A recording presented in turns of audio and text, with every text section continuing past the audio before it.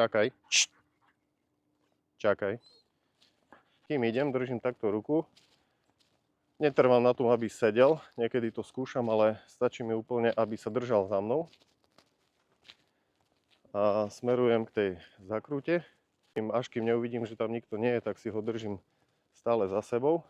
Že je dobre si nacvičiť psa aj na takéto situácie, lebo fakt nikdy neviete, kto tam môže byť. Či nejaké malé deti s malým psíkom alebo čokoľvek.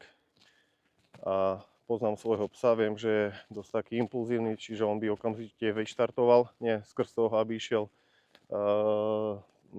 zabiť tam ľudí alebo niečo.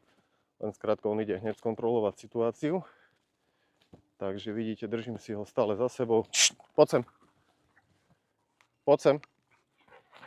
A čakaj. Čakaj.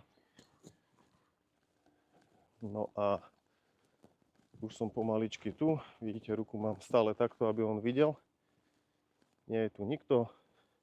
On už čaká. Dám mu povel. Môžeš? A teraz bezpečne viem, že tu nikto nebol. Môže si ísť ďalej. Čiže vezmite si situáciu, že vy si sedíte tu na lavičke a teraz niekto sa vyrúti spoza zakruty a vy nestihnete zareagovať, máte psa, ktorý možno nemusí veľmi ľudí alebo teda iných psov a je problém.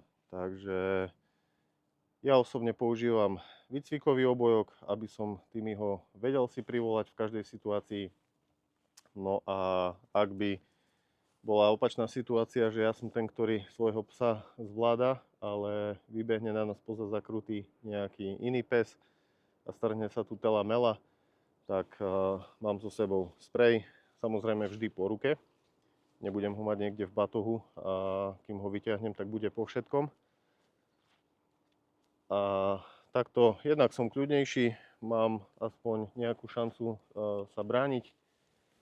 No a snáď nikdy nedôjde k tomu, aby som sprej musel použiť, ale radšej mať a nepoužiť, ako potrebovať a nemať.